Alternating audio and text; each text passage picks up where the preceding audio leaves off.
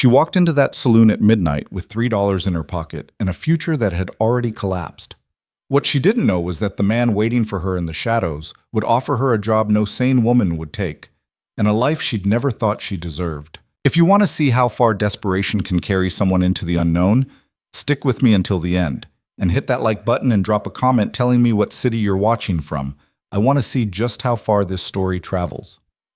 The stagecoach rattled to a stop in front of the Iron Hollow Saloon just after midnight, and Evelyn Hart stepped down into cold air that smelled like horse manure, wet wood, and something sharper, fear maybe, or just exhaustion baked into the dirt itself. She pulled her shawl tighter, gripping the handle of her single-worn satchel, and stood there in the dark street while the driver tossed down her trunk without a word. It hit the ground hard enough to crack something inside. She didn't care. There wasn't much left in there worth protecting. Iron Hollow, Colorado. 1882. A town that barely deserved the name. A handful of crooked buildings leaning into each other like drunks. A livery stable with a roof half collapsed. A general store that looked like it had been looted and never restocked. The saloon was the only place with lights still burning, yellow and flickering through grimy windows. Evelyn stared at it, her breath fogging in front of her face, and wondered if she'd made the worst decision of her life. She'd made plenty of those already. The advertisement had been printed in a newspaper she'd found on a bench in Denver 3 weeks ago. It had been crumpled, stained with coffee, and half illegible, but the words had been clear enough. Experienced hand needed for night work, livestock care, remote location, immediate start. Blackwell Ridge Ranch, Iron Hollow, Colorado. No mention of pay, no mention of conditions, just a date, a time, and a place to meet. Evelyn had folded that paper into her coat pocket and boarded the next stage west. Now she was here, standing in the middle of a ghost town at midnight, wondering if anyone was actually coming. She picked up her trunk by one handle and dragged it toward the saloon. The door was warped, hanging crooked on its hinges, and when she pushed it open, the smell hit her all at once. Whiskey, sweat, tobacco, and something rotten she couldn't identify. Inside, the room was narrow and dim, lit by 2 oil lamps that barely pushed back the shadows. A bar ran along one side, sticky and scarred, and a few tables were scattered across the floor like someone had thrown them there and never bothered to arrange them properly. There were 4 men in the room. 3 of them were hunched over cards at a corner table, barely looking up when she entered. The 4th was standing at the bar with his back to her, one boot propped on the rail, a glass in his hand. He didn't turn around. Evelyn let the door swing shut behind her and stood there, satchel in hand, waiting. The bartender, a heavy-set man with a stained apron and no expression, glanced at her, then at the man at the bar, then back at her. He said nothing. She cleared her throat. "I'm here about the job." The man at the bar set his glass down slowly. He still didn't turn. "You Evelyn Hart?" His voice was low, flat, with no curiosity in it, just confirmation. "Yes." "You're late." She blinked. "The stage doesn't run on a schedule out here. I came as soon as—" "Don't care." He turned then, and Evelyn felt the air shift in the room. He wasn't tall, maybe 5'10", but he carried himself like he owned every inch of space he stood in. Dark hair, longer than was fashionable, pulled back loosely at his neck. A face that looked like it had been carved out of something harder than wood. Sharp jaw, deeper lines around his mouth and eyes than a man his age should have. Maybe 35, maybe older. Hard to tell. His clothes were practical. Worn trousers, a dark shirt with the sleeves rolled to his elbows, boots that had seen serious use. And his eyes, gray, cold, and entirely unreadable. He looked her over once, head to toe, like he was appraising livestock. "You don't look like much," he said. Evelyn straightened. "I didn't come here to look like much. I came here to work." One of the men at the card table snorted. The man at the bar ignored it. "You got experience with horses?" "Yes." "Foaling?" "Yes." "Night work?" "I've done it before." "Ever been around rustlers?" She hesitated. "No." "You will be." He picked up his glass again, drained it, and set it back on the bar with a quiet clink. "The job's simple. I need someone who can handle pregnant mares during the midnight shift. That means staying awake, staying alert, and knowing when a birth's going wrong before it kills the animal. You'll be alone most of the time. No supervision, no help. If you can't handle that, leave now." Evelyn's fingers tightened on the satchel handle. I can handle it. Can you handle a gun? She blinked. What? Can you handle a gun? He repeated, slower this time, like she was stupid. No, not really. Then you'll learn. He pushed off the bar and walked toward her, boots heavy on the warped floorboards. Up close, she could see the exhaustion in his face, the kind that didn't come from one bad night, but from years of them stacked on top of each other. The ranch is 12 miles north of here.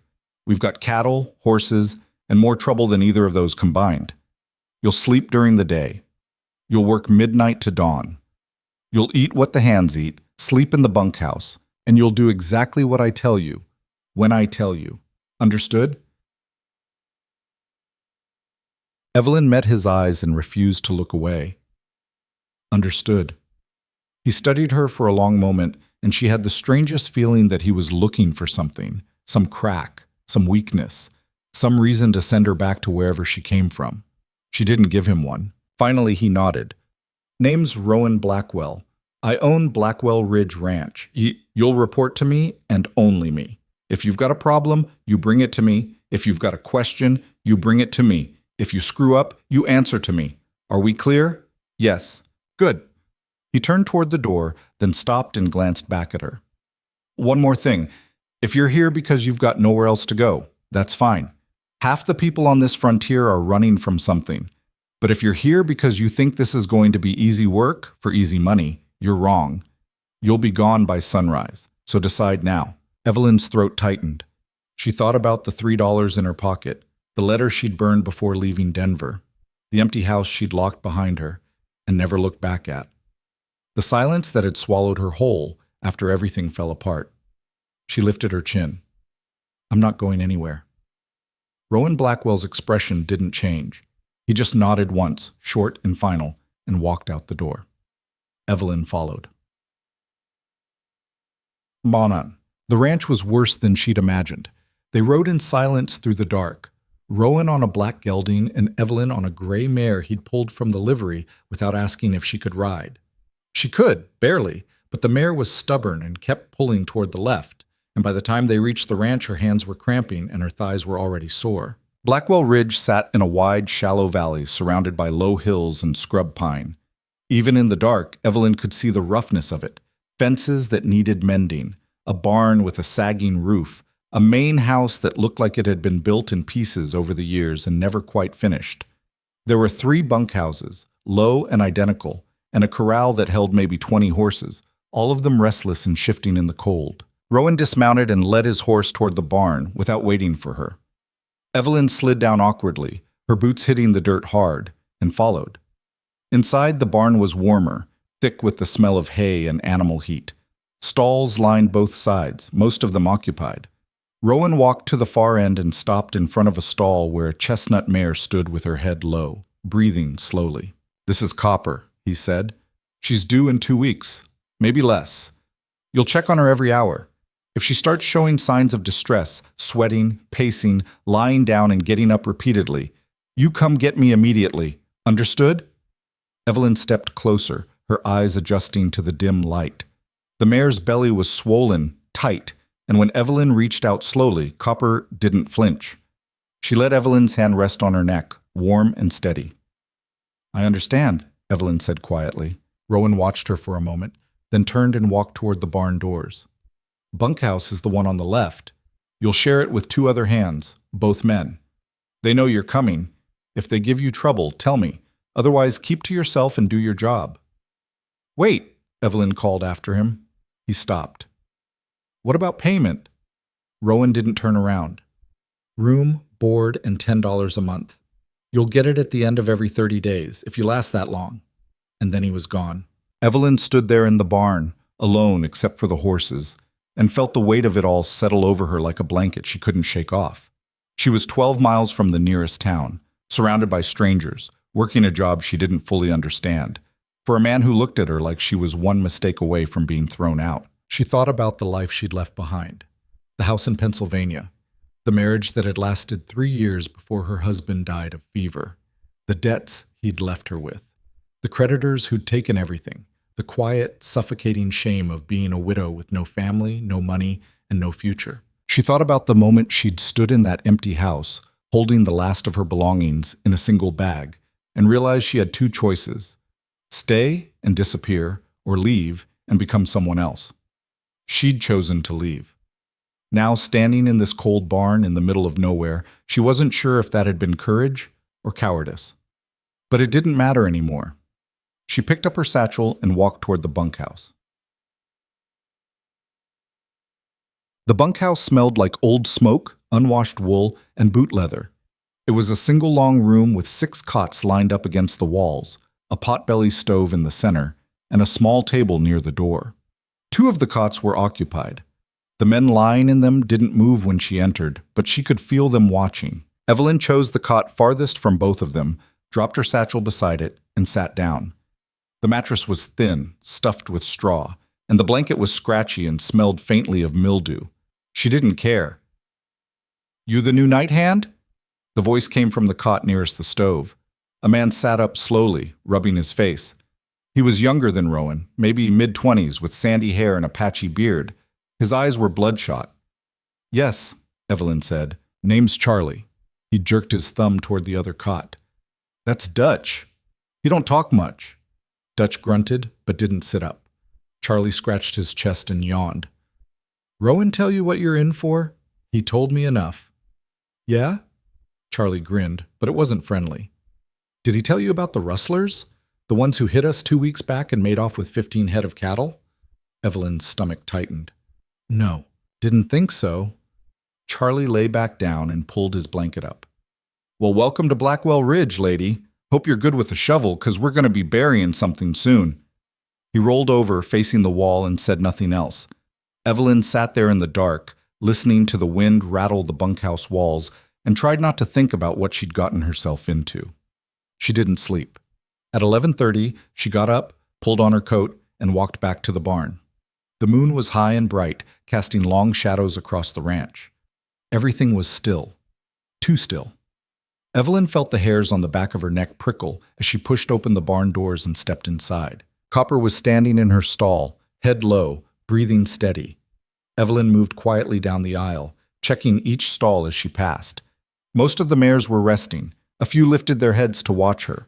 One stamped nervously when she got too close. At the far end of this barn, a door led to a smaller room, a foaling stall, she realized, equipped with fresh straw, a lantern hanging from a hook, and a bucket of clean water. She set the lantern on the floor and checked the supplies. Towels, rope, a knife, a bottle of something dark she assumed was iodine. She'd delivered foals before back in Pennsylvania. Her father had kept horses, and she'd learned young how to recognize the signs of labor, how to stay calm when things went wrong, how to pull a breech foal without panicking. But that had been years ago, and she'd never done it alone. She sat down on an overturned crate and waited. An hour passed, then another. The barn was quiet except for the occasional shuffle of hooves, the creak of wood settling in the cold. Evelyn's eyes grew heavy, but she forced herself to stay awake, pacing the aisle, checking each mare again, running her hands along their sides, feeling for movement. At 2 a.m, Copper started pacing. Evelyn was beside her stall in seconds. The mare's head was up, her ears pinned back, and she was breathing faster now, shallow and quick. She circled the stall once, twice, then stopped and pawed at the straw. "Easy," Evelyn murmured, unlatching the door and stepping inside. "Easy, girl." Copper turned her head, nostrils flaring, and Evelyn saw the fear in her eyes. She'd seen it before. The animal knew something was coming, something painful and uncontrollable, and all she could do was endure it. Evelyn ran her hand along Copper's neck, slow and steady, and kept her voice low. "You're all right. I'm right here. I'm not going anywhere." The mare's breathing slowed just a little. Evelyn stayed with her, whispering nonsense until Copper's body relaxed enough to lie down. Then Evelyn knelt in the straw beside her, one hand on the mare's shoulder, and waited. Rowan found her there at dawn. She didn't hear him come in. She was half asleep, her head resting against the stall wall, one hand still on Copper's side. The mare was resting now, the contraction still hours away, and Evelyn had finally let herself close her eyes. "You stayed all night." Evelyn jerked awake, her heart pounding. Rowan was standing just outside the stall, arms crossed, watching her with that same unreadable expression. She scrambled to her feet, brushing straw off her skirt. She was restless. I didn't want to leave her. Rowan didn't say anything for a long moment. Then he stepped into the stall, crouched down beside Copper, and ran his hand along her belly. The mare didn't flinch. She just exhaled slowly and closed her eyes. She trusts you, he said quietly. Evelyn blinked. What? Horses don't relax around people they don't trust. He stood up, brushing his hands off on his trousers. You did good. It wasn't praise exactly, just a statement. But something in Evelyn's chest loosened anyway. Rowan walked to the door, then paused and looked back at her. Get some sleep. You'll be back here tonight. Evelyn nodded. He left without another word. She stood there in the stall, the morning light starting to filter through the cracks in the barn walls. And for the first time since she'd arrived, she felt like maybe, just maybe, she could survive this. The days blurred together after that. Evelyn slept during the daylight hours, waking in the late afternoon to eat a quick meal with the ranch hands, men who spoke little and watched her with a mixture of suspicion and indifference. She learned their names slowly. Charlie, who never stopped talking. Dutch, who never started. A wiry man named Sam who worked the cattle and had a scar running down the side of his face. An older man called Hank, who limped and swore constantly and seemed to hate everything equally. None of them warmed to her. None of them tried. At night, she returned to the barn and worked alone, checking the mares, cleaning stalls, monitoring Copper, who grew heavier and slower with each passing day. Evelyn learned the rhythms of the ranch in the dark, the distant howl of coyotes, the wind rattling the barn doors, the occasional crack of a rifle shot somewhere out in the hills. Rowan appeared every few nights, always without warning. He never stayed long. He'd check the horses, ask her a few short questions, and leave. But Evelyn started to notice things about him. The way he moved, deliberate, controlled, like a man who'd learned never to waste energy. The way he spoke, direct, with no room for misunderstanding. The way he looked at the horses, not with affection exactly, but with something close to respect. He didn't look at her that way. Not yet. One night, 2 weeks after she'd arrived, Evelyn was in the foaling stall when she heard voices outside the barn. She froze, her hand on the lantern, and listened. Don't care what you think, Hank. I'm telling you, she's not going to last. That was Charlie. She's lasted longer than I thought she would. That was Hank, his voice rough and dismissive. But yeah, give it another week. She'll be gone. Evelyn's jaw tightened. Rowan's making a mistake, Charlie continued, bringing a woman out here. She's going to get herself killed, or worse, get one of us killed, trying to protect her. Rowan don't make mistakes, Hank said flatly. If he hired her, he's got a reason. Yeah? What reason? There was a pause, then Hank laughed, low and ugly. Maybe he's lonely. Charlie laughed too, and Evelyn felt her face burn. She waited until their voices faded, then stepped out of the stall and walked to the barn doors. She stood there in the cold, staring out at the dark hills, and thought about walking away, about leaving this place and everyone in it behind. But she didn't, because the truth was, she had nowhere else to go. Copper went into labor on a Tuesday night, 3 weeks after Evelyn had arrived.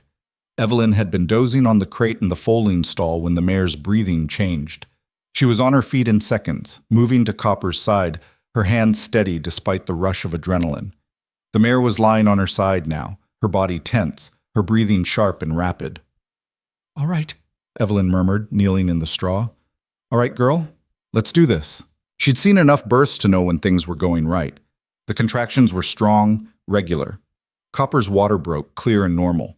And then slowly, the foal started to emerge. 2 front hooves first, then a nose, slick and dark.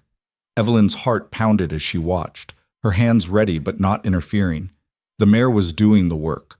All Evelyn had to do was be there, but then Copper screamed. It was a sound Evelyn had never heard a horse make. High, desperate, full of pain. The mare thrashed, her legs kicking out, and Evelyn scrambled back just in time to avoid being struck. No, no, no, Evelyn whispered, her mind racing. She moved back to Copper's side, her hands trembling now, and saw the problem immediately. The foal was stuck.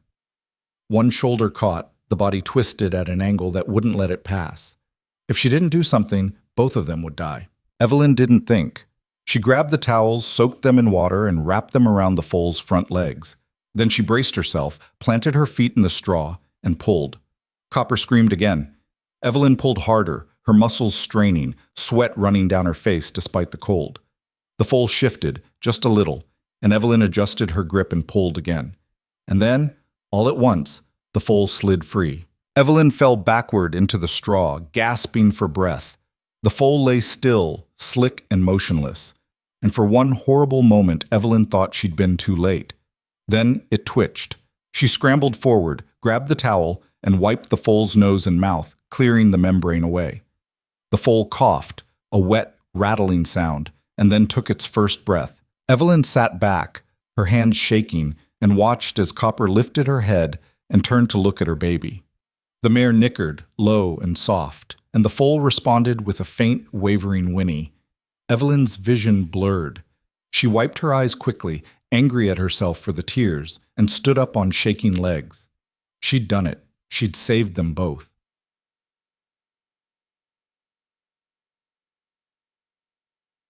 Rowan found her an hour later, still sitting in the stall with Copper and the foal. The newborn was standing now, wobbly and uncertain, nursing while Copper watched with calm, tired eyes. Rowan stopped at the stall door and stared. Evelyn looked up at him, exhausted, covered in straw and blood and sweat. "It was a hard birth," she said quietly, "but they're both fine." Rowan didn't say anything. He just stood there, looking at the foal, and for the first time since she'd met him, Evelyn saw something shift in his expression, something that looked almost like relief. "You did good," he said finally. Evelyn's throat tightened. She nodded. Rowan stepped into the stall, crouched down beside the foal, and ran his hand along its neck. The foal didn't pull away. It just stood there, blinking sleepily, and Evelyn watched the way Rowan's shoulders seemed to drop just a little. He stood up and looked at her. "Get some rest. You've earned it." Evelyn wanted to say something, thank you maybe, or I'm glad I stayed, but the words stuck in her throat. So she just nodded again and watched as he walked away. And for the first time since she'd arrived at Blackwell Ridge, she felt like maybe she belonged. The foal grew stronger over the next few days, and so did something else. A shift in the way the ranch hands looked at Evelyn. Not warmth exactly, but a grudging acknowledgement that she'd done something they hadn't expected. Charlie stopped making jokes about how long she'd last. Dutch nodded at her once when she passed him near the corral. Even Hank grunted something that might have been approval when he saw the foal standing on steady legs beside Copper. Rowan, though, remained unreadable. He came to the barn every night now, always around the same time, just after midnight. He'd walk through the stalls, checking each mare with the same methodical attention, and then he'd stop at Copper's stall and watch the foal for a few minutes without saying anything.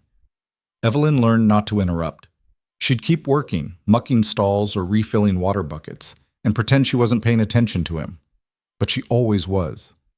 One night, about a week after the birth, Rowan broke the silence.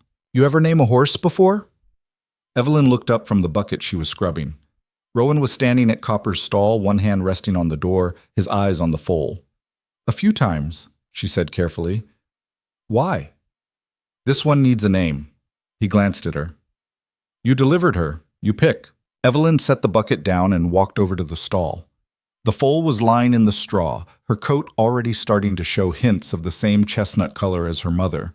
Her legs were too long for her body, folded awkwardly beneath her, and her eyes were half closed in sleep. "She's stubborn," Evelyn said quietly. "Fought hard to get here." Rowan nodded. "She did?" Evelyn thought for a moment. "Ember." Rowan repeated it, testing the sound. "Ember." "Because she's got fire in her," Evelyn said. "Even if she doesn't know it yet." Rowan looked at her then, really looked at her, and for the first time Evelyn saw something in his expression that wasn't just exhaustion or calculation, something closer to curiosity. "All right," he said. "Ember it is." He turned to leave, then paused. "You ever think about why you're still here?" Evelyn blinked. "What? Most people would have left by now. The work's hard, the pay's terrible. And you're living in a bunkhouse with 2 men who don't talk to you and 1 who won't shut up." He tilted his head slightly. So why are you still here? Evelyn's throat tightened. She thought about lying, about giving him some easy answer that wouldn't reveal too much. But she was tired, and the barn was quiet, and for some reason she didn't want to lie to him. Because I don't have anywhere else to go, she said. Rowan studied her for a long moment. Then he nodded, slow and deliberate, like she'd just confirmed something he'd already suspected. Fair enough, he said. And then he left. Evelyn stood there in the barn, staring at the empty doorway, and wondered what the hell that conversation had actually been about. The rustlers came back 2 nights later. Evelyn was in the barn, checking on a mare named Bess who'd been colicky earlier in the evening when she heard the gunfire. It was distant at first, sharp cracks echoing across the hills, and for a moment she thought it might be coyotes or someone hunting. But then she heard shouting, men's voices barking orders, and the unmistakable thunder of hooves moving fast. Her heart slammed into her ribs. She grabbed the lantern and ran to the barn doors, pushing them open just enough to see out. The ranch was chaos. Men were running toward the corral, rifles in hand, and in the distance she could see dark shapes moving, horses, maybe 20 of them, being driven hard toward the open range. Behind them, 3 riders on horseback, their faces hidden in the dark. Evelyn! She spun around. Charlie was running toward her, his rifle clutched in both hands, his face pale in the moonlight. Get inside and stay there, he snapped. Lock the doors and don't come out until someone tells you it's safe. What's happening? What does it look like? They're hitting us again. He shoved past her, heading toward the corral, and yelled over his shoulder, Lock the damn doors! Evelyn's hand shook as she pulled the barn doors shut and dropped the heavy wooden bar into place. She could still hear the gunfire, closer now, and the shouts of men trying to organize a defense. Her mind raced. The horses. If the rustlers got into the barn, they'd take everything. Copper, Ember, all the pregnant mares. She couldn't let that happen. She set the lantern down and looked around frantically. There was a pitchfork leaning against the wall, a shovel, not much else. She grabbed the pitchfork and moved to the center of the barn, her heart pounding so hard she thought it might crack her ribs. The gunfire stopped. The silence that followed was worse. Evelyn stood there, gripping the pitchfork, listening to the sound of her own breathing. Minutes crawled by. Then she heard footsteps outside the barn. Heavy, deliberate, more than one person. The door rattled. Evelyn's breath caught. Open up! A voice shouted. It wasn't Charlie. It wasn't any of the ranch hands. She didn't move. The door rattled again, harder this time, and then there was a loud crack as something slammed into it from the outside. The wood splintered, but held. I said, open up, or we'll burn this place down. Evelyn's mind went blank. She couldn't think, couldn't move. All she could do was stand there, frozen, while the door shook under another impact. And then she heard a different voice, low and cold and unmistakable. Step away from that door. Rowan. There was a beat of silence, then the sound of boots scraping against dirt, moving fast. A gunshot cracked through the air, so loud it made Evelyn's ears ring. And then another, and another. She dropped the pitchfork and pressed her hands over her ears, her whole body trembling. And then nothing. She waited, her breath coming in short gasps, until she heard footsteps again, slower this time, limping slightly. Evelyn, Rowan's voice, rough and strained, open the door. She stumbled forward, her hand shaking so badly she could barely lift the bar. When she finally got it free and pushed the door open, Rowan was standing there, his rifle in one hand, blood running down his left arm. Are you hurt? He asked. Evelyn stared at him, her voice catching in her throat. You're bleeding. Are you hurt? He repeated, sharper this time. No, I'm fine. He nodded once, then turned and looked out at the ranch. Evelyn followed his gaze and saw the bodies, 2 men lying motionless in the dirt near the barn. The third rider was gone, along with most of the horses they'd tried to steal. Charlie and Dutch were walking back toward the bunkhouse, both of them limping. Sam was kneeling beside one of the bodies, checking for signs of life. Rowan swayed slightly and Evelyn reached out instinctively to steady him. He flinched at her touch but didn't pull away. You need to sit down, she said. I'm fine. You're bleeding all over the place. Sit down. He gave her a look that might have been annoyance or might have been something else, but he let her guide him to a stack of hay bales just inside the barn. He sat down heavily and Evelyn knelt beside him, her hands already reaching for the blood-soaked sleeve of his shirt. Let me see, she said. It's just a graze. Let me see. He exhaled through his nose, irritated, but he didn't stop her when she carefully pushed the torn fabric aside. The wound was a deep cut running along the outside of his upper arm, still bleeding, but not as badly as she'd feared. A bullet had clipped him, tearing through skin and muscle, but missing anything vital. "You're lucky," she said quietly. "Don't feel lucky." Evelyn tore a strip of cloth from the hem of her skirt and wrapped it around his arm, pulling it tight enough to slow the bleeding. Rowan watched her work, his jaw tight, and didn't say a word. When she was finished, she sat back on her heels and looked at him. "What happened out there?" "Same thing that always happens. They come in fast, try to grab what they can, and run before we can organize." He flexed his arm experimentally, wincing. "This time we were ready.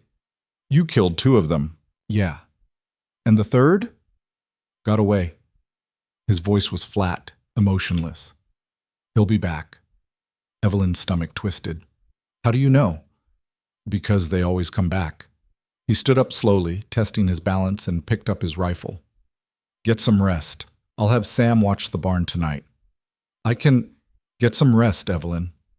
It wasn't a suggestion. Evelyn watched him walk out of the barn, his shoulders rigid despite the injury, and felt something cold settle in her chest.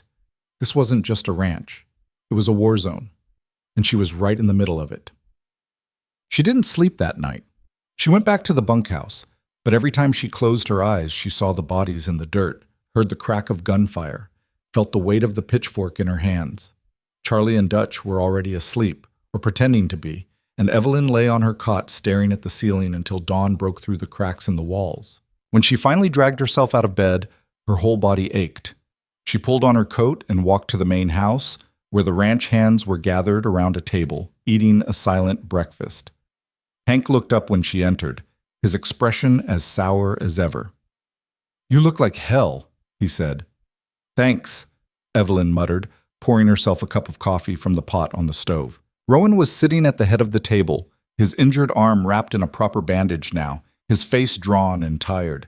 He didn't acknowledge her when she sat down, just kept eating mechanically, like he was forcing himself to get through it. Sam cleared his throat. "We lost 8 horses. Could have been worse." "Could have been better," Rowan said flatly. "What do we do now?" Charlie asked. Rowan set his fork down. "We post a watch every night, 2 men at a time, 4-hour shifts, and we start carrying rifles everywhere, even during the day." "That's going to slow down the work," Hank said. "I don't care. I'm not losing any more stock." Rowan's voice was hard, final. "And I'm not losing any more men." The table fell silent. Evelyn sipped her coffee and tried not to think about how easily it could have been her lying in the dirt instead of those rustlers. After breakfast, Rowan pulled her aside. "I need you to learn how to shoot," he said. Evelyn stared at him. "What?" "You heard me. If they come back and you're alone in that barn again, a pitchfork's not going to do you any good." He gestured toward the corral. "Meet me out there after lunch. I'll teach you." "Rowan, I don't care what you think. You're learning." He turned and walked away before she could argue. Evelyn stood there, holding her coffee cup, and felt the weight of this place press down on her all over again. But that afternoon, Rowan handed her a rifle. It was heavier than she expected, the metal cold and unfamiliar in her hands. Rowan stood beside her, his injured arm held stiffly at his side, and pointed toward a row of old fence posts about 50 yards away. "First rule," he said, "never point it at anything you don't intend to shoot." Evelyn nodded, her throat dry. "Second rule, always assume it's loaded, even when you know it's not." "All right." "Third rule, don't hesitate. If you pull the trigger, commit to it." He stepped behind her, adjusting her stance, his hands firm on her shoulders. "Feet shoulder-width apart. Lean into it. The recoil's going to knock you back if you're not ready." Evelyn's heart was pounding. She could feel the heat of him behind her, the solid weight of his presence, and it made her hands shake. "Breathe," he said quietly, "and aim for the center post." She raised the rifle, her finger resting lightly on the trigger, and tried to focus. The fence post swam in her vision. She squeezed her eyes shut, took a breath, and pulled the trigger. The rifle kicked back hard, slamming into her shoulder, and the shot went wide, missing the post by at least 10 feet. "Damn it," she muttered. "Again." She reloaded, her hands clumsy, and tried again. This time the shot went closer, but still missed. Again. By the fifth shot, her shoulder was bruising and her hands were shaking so badly she could barely hold the rifle steady. But this time, the bullet hit the post, splintering the wood. Rowan nodded. Better. Evelyn lowered the rifle, exhausted, and looked at him. Why are you doing this? Doing what? Teaching me. Keeping me here. You could have sent me away weeks ago. Rowan was quiet for a long moment. Then he took the rifle from her hands and set it down carefully against the fence. Because you're good at what you do, he said. And because I need someone I can trust. Evelyn's breath caught. You trust me? He met her eyes, and for the first time she saw something in his expression that wasn't guarded or distant, something raw and honest. I'm starting to, he said. And then he walked away, leaving Evelyn standing there with her heart pounding and her mind racing. The days that followed settled into a strange new rhythm. Evelyn continued her night shifts in the barn, but now she carried a rifle with her, propped against the wall within easy reach. The ranch hands rotated through watch shifts, and the tension on the ranch was thick enough to taste. Everyone was waiting for the rustlers to come back. Everyone knew it was only a matter of time. But the nights passed quietly and slowly. The fear started to fade into something duller, a constant hum of anxiety that never quite went away but became easier to live with. Evelyn found herself spending more time around Rowan, not by design but by proximity. He checked on the horses every night, and she was always there. They didn't talk much. Rowan wasn't a man who wasted words, but sometimes, late at night when the barn was quiet and the world felt small, he'd linger a little longer, leaning against a stall door while Evelyn worked, and they'd exist in the same space without needing to fill it with conversation. One night, about 3 weeks after the attack, Rowan spoke first. You ever think about going back east? Evelyn paused, her hands stilling on the brush she was using to groom one of the mares. No. Not even once? There's nothing for me there. Rowan nodded slowly. What happened? Evelyn's jaw tightened. She didn't talk about her past, not with anyone. But something about the way Rowan asked, quiet, without judgment, made her want to answer. I was married, she said finally. 3 years.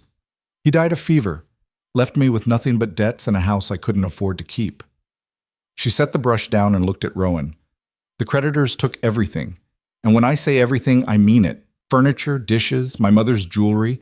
They even took the curtains off the windows. Rowan's expression didn't change, but something flickered in his eyes. I had 2 choices, Evelyn continued. Stay and work myself to death trying to pay off debts that weren't mine, or leave and start over somewhere no one knew me. She smiled bitterly. So I left, took the last of my money, bought a train ticket west, and didn't look back.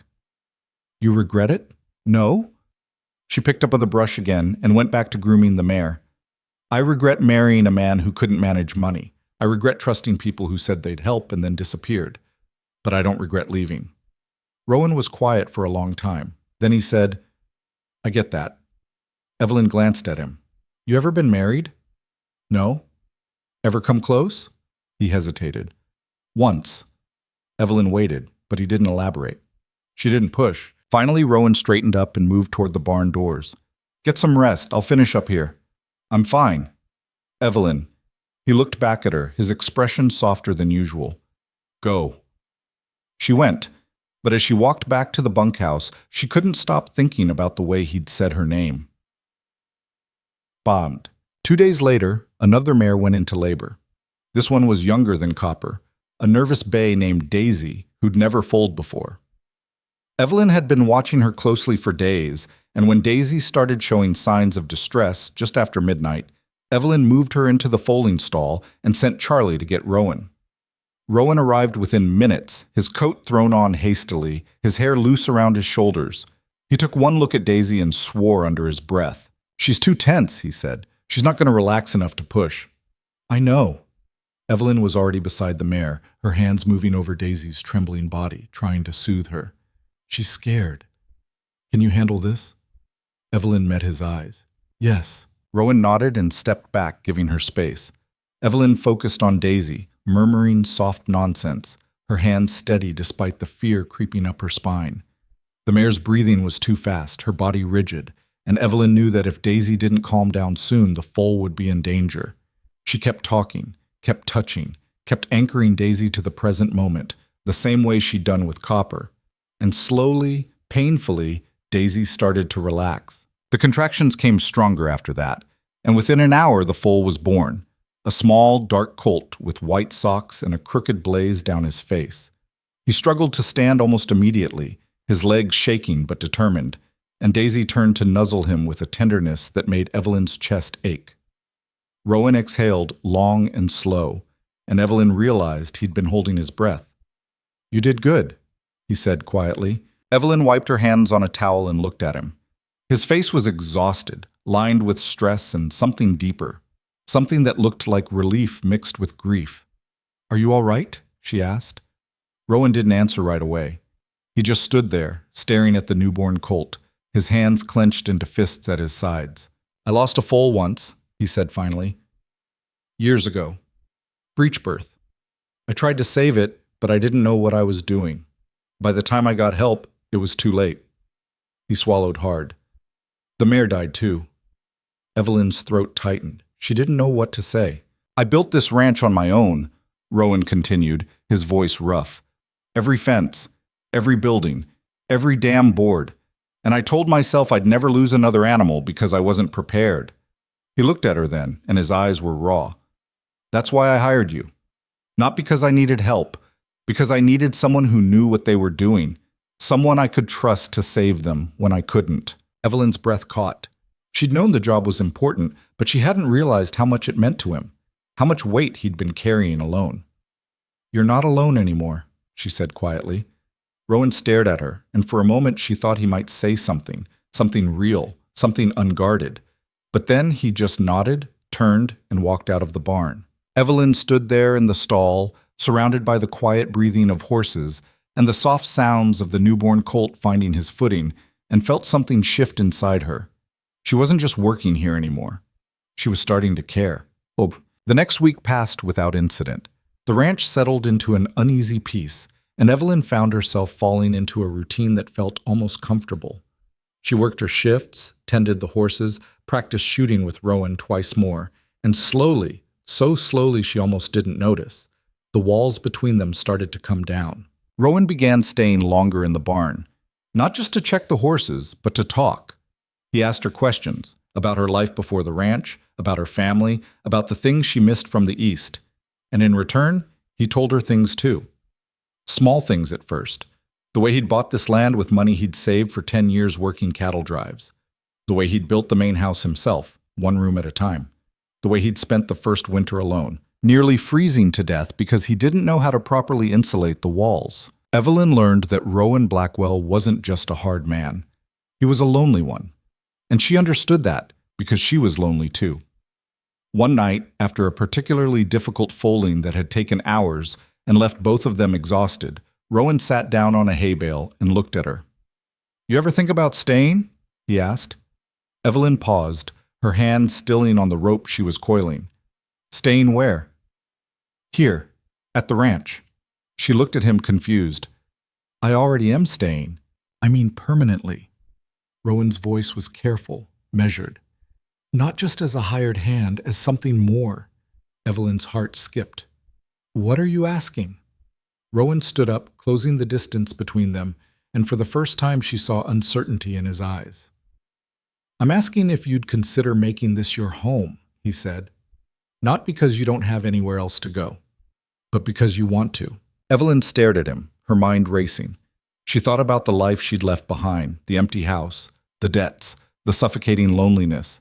And then she thought about the life she had now, the barn, the horses, the quiet nights, and the hard work, and the strange, fragile connection she'd built with this man who barely knew how to ask for what he wanted.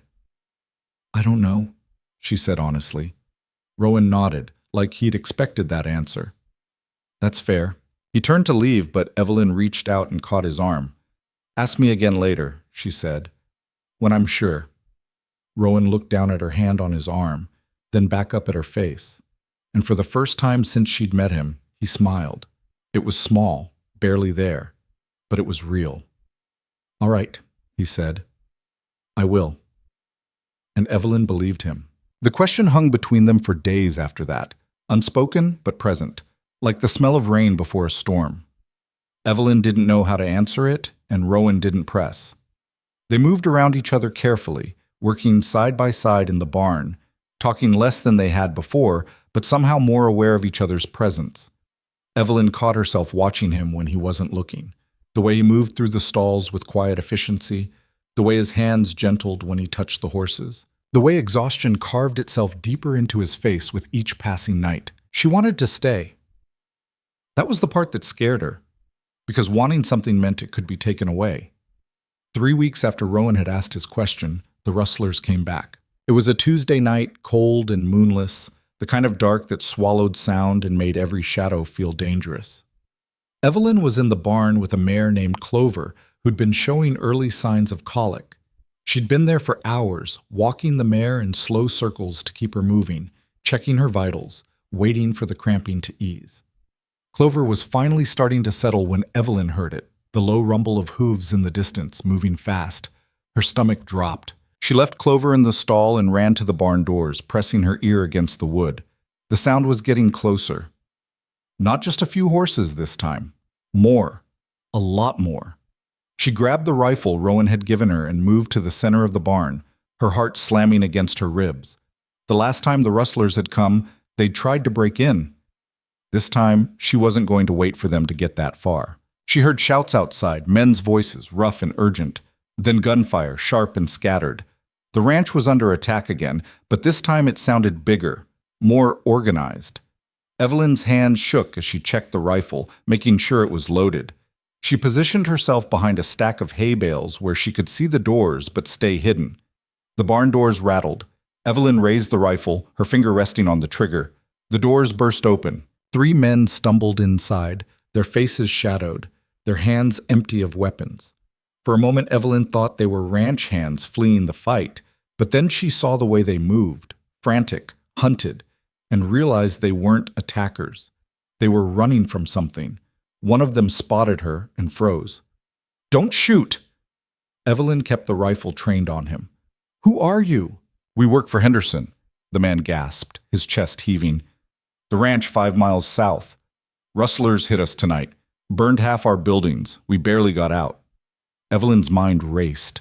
Henderson Ranch. She'd heard the name before. Rowan had mentioned it once, said the owner was too stubborn to ask for help even when he needed it. "Why are you here?" she demanded. "Because they're coming here next," the man said. "They told us. Said Blackwell Ridge was next on the list." Evelyn's blood went cold. "How many?" "I don't know, 10, maybe 15. They've got dynamite." The word hit her like a punch to the gut. Dynamite. These weren't just rustlers stealing livestock anymore. This was something worse. She lowered the rifle slightly. "How long do we have?" "Minutes. Maybe less." Evelyn didn't think. She ran. She burst out of the barn and sprinted toward the main house, her boots pounding against the dirt. The ranch was already in chaos. She could see flames in the distance, hear the crack of gunfire echoing across the hills. Charlie and Dutch were running toward the corral, rifles in hand. Hank was on the roof of the bunkhouse, firing at shapes moving in the dark. Evelyn found Rowan near the main house, shouting orders to Sam and 2 other hands she didn't recognize. His face was grim, streaked with dirt and sweat, and when he saw her, his expression shifted to something close to panic. "What the hell are you doing out here?" he snapped. "Get back to the barn." "They've got dynamite," Evelyn said, breathless. 3 men from Henderson Ranch just came through. They said the rustlers are coming here next and they've got dynamite. Rowan's face went pale. He turned to Sam. "Get everyone to the north pasture, now. Leave the buildings." "What about the horses?" Sam asked. "I said leave them." Sam hesitated, then nodded and ran. Rowan grabbed Evelyn's arm, his grip hard enough to bruise. "You need to go. Take one of the horses and ride to town. Get the sheriff." "I'm not leaving." "Evelyn, I'm not leaving!" She yanked her arm free, her voice shaking with anger and fear. "You think I'm going to run while you stay here and get yourself killed?" Rowan's jaw clenched. For a moment she thought he was going to argue, but then an explosion ripped through the air, so loud it felt like the ground itself was breaking apart. Evelyn stumbled, her ears ringing, and Rowan caught her before she fell. The bunkhouse was on fire. Flames tore through the roof, black smoke pouring into the sky, and Evelyn could hear screaming. Someone was still inside. Rowan swore and started running toward the building, but Evelyn was faster. She didn't think. She just ran. The heat hit her like a wall when she reached the bunkhouse door. The interior was a nightmare of fire and smoke, the air so thick she couldn't see more than a few feet ahead. She pulled her shawl over her mouth and nose and pushed inside, shouting, "Is anyone in here?" A cough answered her, weak and wet. She followed the sound and found Hank on the floor near his cot, pinned beneath a fallen beam. His face was gray, his breathing shallow, and blood was pooling beneath him. "I can't move it," he rasped. Evelyn grabbed the beam and pulled with everything she had. It didn't budge. She tried again, her muscles screaming, her lungs burning from the smoke. The beam shifted an inch. "Come on," she hissed through gritted teeth. And then Rowan was there, his hands next to hers, and together they lifted the beam just enough for Hank to drag himself free. Rowan grabbed the older man under the arms and hauled him toward the door, while Evelyn stumbled after them, coughing so hard she thought her ribs might crack. They made it outside just as the roof collapsed. Evelyn fell to her knees, gasping for air, her eyes streaming. Rowan dropped Hank onto the ground and turned to her, his face twisted with fury. "What the hell were you thinking?" he shouted. Evelyn glared at him through her tears. "I was thinking someone needed help. You could have died. So could you." They stared at each other, both of them shaking, and then another explosion shook the ground. This one was closer, too close. Evelyn's ears rang and her vision blurred, and when she looked up, she saw riders coming toward them, maybe a dozen, their faces hidden behind bandanas. Rowan pulled his rifle up and fired. The lead rider jerked and fell from his horse. The others scattered, returning fire, and Evelyn threw herself flat against the ground as bullets tore through the air above her. She could hear Rowan beside her, reloading, firing again, his movements mechanical and precise. She grabbed her own rifle and aimed at the nearest rider, her hand shaking so badly she almost dropped it. She pulled the trigger. The recoil slammed into her shoulder, and the shot went wide, but the rider's horse spooked and reared, throwing its rider into the dirt. Evelyn reloaded, her fingers clumsy, and fired again. This time she didn't miss. The fight lasted maybe 10 minutes, but it felt like hours. By the time the surviving rustlers retreated into the hills, the ranch was in ruins. The bunkhouse was gone. The corral fence was shattered. 3 of the barns were on fire, and the main house had taken so much damage Evelyn didn't know if it could be saved. She sat in the dirt, her rifle across her lap, and stared at the destruction. Rowan was kneeling beside Hank, wrapping a makeshift bandage around the older man's leg.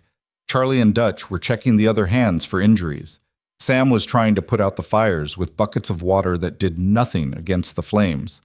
Evelyn stood up slowly, her legs shaking, and walked to the barn where she'd left Clover. The barn was still standing, untouched by the fire. Inside, Clover was pacing her stall, agitated but unharmed. Evelyn leaned against the stall door and closed her eyes, letting the tears come. She'd almost died tonight. They all had. And for what? A piece of land? A herd of horses? But even as the thought crossed her mind, she knew it wasn't that simple. This wasn't just land. It was Rowan's life. Everything he'd built, everything he'd fought for. And somewhere along the way, it had become hers too. She didn't know how long she stood there before Rowan found her. He didn't say anything at first, just leaned against the stall beside her, his shoulder touching hers. "Hank's gonna make it," he said quietly. "Sam says the leg's broken, but he'll heal." Evelyn nodded, not trusting her voice. "You saved his life. You helped. You went in first." She looked at him then and saw the exhaustion in his eyes, deep and bone-grinding, the kind that came from years of carrying too much weight alone. "Why do you stay here?" she asked. "Why not just sell the ranch and go somewhere easier?" Rowan was quiet for a long time. Then he said, "Because this is all I have. I built this place from nothing. Every board, every fence post, every damn nail. It's not much, but it's mine." He paused. "Or it was." Evelyn's chest tightened. "It still is. Not after tonight. We can rebuild." Rowan laughed, but there was no humor in it. "With what money? I've got maybe $300 to my name. The horses are the only thing keeping this place afloat, and half of them are going to run off after tonight's chaos." Evelyn turned to face him fully. "Then we'll round them up, and we'll rebuild what we can. and we'll figure out the rest as we go." Rowan stared at her. "We?" Evelyn's breath caught. She hadn't meant to say it, but now that she had, she realized it was true. "Yeah," she said. "We." Rowan's expression shifted, something raw and unguarded flickering across his face.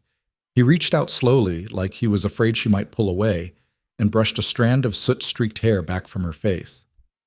"You're covered in ash," he said quietly. "So are you." He smiled just a little, and for a moment the weight between them lifted. Then Charlie's voice cut through the quiet. "Boss, we got a problem!" Rowan's expression hardened. He pulled away from Evelyn and walked out of the barn, and she followed. Charlie was standing near what was left of the main house, pointing toward the hills. Evelyn followed his gaze and felt her stomach drop. There were more riders coming, at least 20 this time, moving slowly, deliberately. And at the front of the group, holding a torch, was a man Evelyn recognized from the first raid, the one who'd gotten away. Rowan swore under his breath. "They're not done." "We don't have enough ammunition for another fight," Sam said, his voice tight. "Then we don't fight." Rowan turned to the group of hands gathered around him. "Grab what you can carry and get to the north pasture. Take the horses. All of them." "What about you?" Dutch asked. "I'll buy you time." Evelyn's heart stopped. "No." Rowan didn't look at her. "Evelyn, go with them." "No." "That's an order." She stepped in front of him, forcing him to meet her eyes. "I'm not leaving you here to die. I'm not planning on dying." "Then what are you planning?" Rowan's jaw worked. "I'm planning on making sure the rest of you get out alive." Evelyn felt something crack inside her chest. She grabbed the front of his shirt, her voice shaking. "You don't get to do this. You don't get to ask me to stay and then throw yourself away like you don't matter." Rowan's hands came up to grip her wrists, not pulling her away, but holding her there. "Evelyn," I said no. Her voice broke. "I already lost everything once. I'm not losing this too." For a long moment, they just stared at each other. Then Rowan exhaled, long and slow, and pulled her against his chest. She could feel his heart pounding, could feel the tremor in his hands as they pressed against her back. "All right," he said quietly. "All right." He pulled back just enough to look at her. "But if I tell you to run, you run. Understood?" Evelyn nodded, not trusting her voice. Rowan turned to the others. "Change of plan. We make a stand here. Sam, get every rifle we have left and distribute them. Charlie, Dutch, take positions on the roof of the barn. Hank, you're in no shape to fight, so you're going with the Henderson men to town. Get the sheriff and anyone else who'll come." Hank tried to protest, but Rowan cut him off. "That's not a request." The old man scowled, but nodded. Evelyn watched as the ranch hand scrambled to follow orders and felt the fear settle into her bones. This wasn't like the other raids. This was a siege, and she didn't know if they'd survive it. Rowan grabbed her hand and pulled her toward the barn. "You're staying with me. No arguments." Evelyn didn't argue. They took positions near the barn doors, rifles ready, and waited. The riders stopped about 100 yards out, close enough to be seen clearly in the torchlight. The man at the front dismounted and walked forward, his hands empty, his expression cold. "Blackwell," he shouted. "We can do this easy or we can do this hard. Your choice." Rowan stepped into the doorway, his rifle leveled. "Get off my land!" The man laughed. "Your land? You think you own this place? You're just renting it from men like me. Men who take what they want and don't ask permission." "I'm not asking you to leave," Rowan said. "I'm telling you." "And if we don't? Then I'll kill every last one of you." The man's smile faded. Big words for a man standing in a pile of ashes. Rowan didn't flinch. "You want to test me? Go ahead. But I promise you, you won't like how it ends." For a moment, no one moved. The night was silent except for the crackle of dying fires and the restless shifting of horses. Then the man turned back to his riders and raised his hand. "Burn it," he said. The riders spurred their horses forward, torches held high, and Evelyn's world exploded into chaos. Gunfire erupted from every direction. Evelyn fired until her rifle was empty, reloaded with shaking hands, and fired again. Beside her, Rowan moved like a machine. Aim, fire, reload, repeat. His face expressionless, his hands steady. One of the riders broke through the line and charged straight for the barn. Evelyn swung her rifle toward him, but she was too slow. The rider threw his torch, and it arced through the air, spinning end over end, heading straight for the open barn doors. Rowan lunged forward and caught it midair. The torch burned his hand, and he swore and dropped it into the dirt, stomping it out before it could catch. Evelyn grabbed his wrist, saw the angry red burn spreading across his palm, and felt rage flood through her. She raised her rifle and fired at the rider who'd thrown the torch. The shot caught him in the shoulder, and he fell from his horse, screaming. Rowan looked at her, his eyes wide. "Where the hell did you learn to shoot like that?" "You taught me," Evelyn said, reloading. He laughed, short and breathless, and pulled her down behind the hay bales just as another volley of shots tore through the air. The fight dragged on. Minutes bled into each other. Evelyn lost track of how many times she fired, how many riders fell, how many kept coming. Her shoulder was bruised from the rifle's recoil. Her hands were blistered. Her throat was raw from smoke and shouting, and then suddenly it stopped. The riders pulled back, retreating into the darkness, and the ranch fell silent. Evelyn lowered her rifle, her ears ringing, and looked at Rowan. He was staring out at the hills, his expression unreadable. "Is it over?" she whispered. "I don't know." They waited. 5 minutes, 10. No one came. Finally, Sam appeared from the roof of the barn, his face streaked with soot. "I think they're gone." Rowan didn't lower his rifle. "Check the perimeter, make sure." Sam nodded and disappeared. Evelyn sank down onto the ground, her legs finally giving out. Rowan knelt beside her, his burned hand cradled against his chest. "Let me see," Evelyn said. He held it out reluctantly. The burn was bad, blistered and raw, but it could have been worse. Evelyn tore another strip from her already ragged skirt and wrapped it carefully around his hand. "You're running out of skirt," Rowan said, his voice rough with exhaustion. "I'll get another one." He smiled faintly. "Yeah, you will." They sat there in the dirt, surrounded by the wreckage of everything Rowan had built, and for the first time Evelyn saw him break. Not dramatically, not loudly, just a slow crumbling, like a wall finally giving way under too much pressure. "I can't do this anymore," he said quietly. Evelyn's throat tightened. "Yes, you can. I've been fighting for 10 years, Evelyn. 10 years of scraping together every dollar, every plank of wood, every ounce of strength I had left. And for what? So some bastards with torches can burn it all down in one night? So rebuild it. With what?" He gestured at the ruins around them. "I've got nothing left." Evelyn reached out and grabbed his face, forcing him to look at her. "You've got me." Rowan stared at her, his eyes red-rimmed and exhausted. "I'm not leaving," Evelyn said. "I don't care how bad it gets. I don't care if we have to sleep in the barn and eat nothing but hardtack for the next year. I'm staying, because this place is worth fighting for, and so are you." Rowan's breath hitched. He closed his eyes, and when he opened them again, they were wet. "I don't deserve you," he said hoarsely. "Probably not," Evelyn said, "but you're stuck with me anyway." He pulled her against him, his arms wrapping around her so tightly she could barely breathe. And for the first time since she'd arrived at Blackwell Ridge, Evelyn felt like she was exactly where she was supposed to be. They stayed like that until dawn broke over the hills, turning the smoke-filled sky a sickly orange. When Rowan finally pulled away, his face was composed again. The cracks sealed over, but Evelyn had seen them. She knew they were there now, just beneath the surface. Sam returned with the news that the rustlers were gone, at least for the moment. The ranch hands gathered in what was left of the yard, surveying the damage in the growing light. It was worse than Evelyn had thought.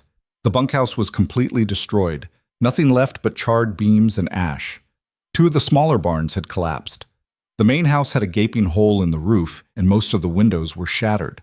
Fences were down everywhere, and at least a dozen horses were missing. "We got maybe 30 head left," Sam said, his voice flat.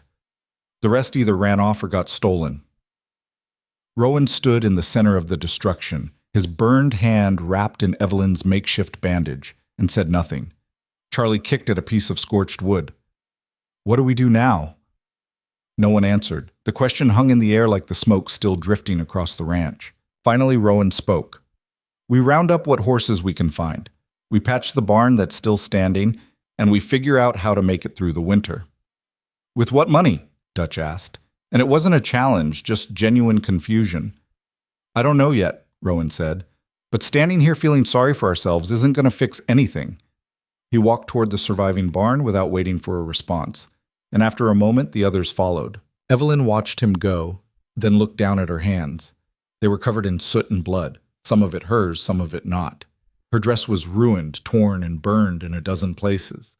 Her hair had come loose from its braid and hung in tangled knots around her face. She looked like she'd been through a war. Maybe she had. She followed Rowan to the barn. Inside, the horses were restless, spooked by the night's violence. Copper and Ember were safe in their stall, the foal pressed close to her mother's side. Evelyn moved to them automatically, running her hands over Ember's small body, checking for injuries. The foal was unharmed, just frightened, and Evelyn felt something in her chest unclench slightly. Rowan was at the other end of the barn, checking on Daisy and her colt. When he saw Evelyn, he walked over. "You should get some rest," he said. "So should you." "I will. Later." Evelyn looked at him. Really looked at him. His face was gray with exhaustion, his eyes bloodshot, his movement slower than usual. The burn on his hand had to be hurting, even though he wasn't showing it. "When's the last time you slept?" she asked. Rowan frowned. "I don't know. 2 days ago? 3? That's not sustainable." "Nothing about this place is sustainable." He said it without bitterness, just stating a fact. Evelyn stepped closer. "Why did you hire me, really? And don't give me that answer about needing someone who knows horses. You could have found that anywhere." Rowan was quiet for a long moment. Then he leaned against the stall door and exhaled. "Because I was dying," he said simply. Evelyn's breath caught. "What?" "Not literally, but close enough." He stared at the barn floor. "I hadn't slept more than a few hours a night in years. Every time I closed my eyes, I'd wake up thinking I heard something. Rustlers, a fire, a horse in distress. I couldn't turn it off. Couldn't trust anyone else to handle things the way I would. So I just stopped sleeping, stopped trusting, stopped living, really. I was just surviving." He looked at her then, and his eyes were raw. "And then you showed up. And the first night you were here, I watched you with Copper, and I realized you actually knew what you were doing. You weren't just going through the motions. You cared." He swallowed hard. "So I thought maybe if I had someone I could trust, someone who could handle the horses the way I would, maybe I could finally rest. Just a little." Evelyn's throat was tight. "Did it work? The first night you saved Ember?" Rowan's voice was rough. "I went back to the house and slept for 6 hours straight. First time in 3 years. Evelyn didn't know what to say. She'd known the job was important to him, but she hadn't realized it was keeping him alive. "I'm sorry," she said quietly. "For what?" "For not understanding sooner." Rowan shook his head. "You had no way of knowing. I didn't exactly make it easy." They stood there in the dim barn, the morning light filtering through the cracks in the walls, and Evelyn felt the weight of everything they'd been through settle between them, not pushing them apart, but binding them together. "I meant what I said last night," she told him. "I'm not leaving." Rowan's expression softened. "Even after all this?" "Especially after all this." He reached out with his good hand and tucked a strand of hair behind her ear, his touch gentle. "You're either very brave or very stupid. Probably both." He smiled, and it was real this time, reaching his eyes. "Yeah, probably." The moment was broken by the sound of hoofbeats outside. They both turned as Sam appeared in the barn doorway. "Sheriff's here," he said, "and he brought half the town with him." Rowan and Evelyn exchanged a glance, then walked outside. The yard was filled with people. The sheriff, a heavy-set man with a thick mustache, was dismounting from his horse. Behind him were at least 20 men, some Evelyn recognized from Iron Hollow, others she'd never seen before. They were all armed, and they all looked grim. The sheriff walked up to Rowan and looked around at the destruction. "Hell of a mess you got here, Blackwell." "Yeah, well, I didn't exactly plan it. Hank told me what happened, said you held off at least 20 men. The sheriff's eyes narrowed. "That true?" "Close enough," the sheriff grunted. "We got the bastards." Evelyn's heart jumped. "What?" "Caught them about 5 miles north trying to cross the river with your horses. Hank's information helped. We had men waiting." The sheriff spat into the dirt. "Shot 3 of them, arrested the rest. They're in custody now." Rowan stared at him. "All of them?"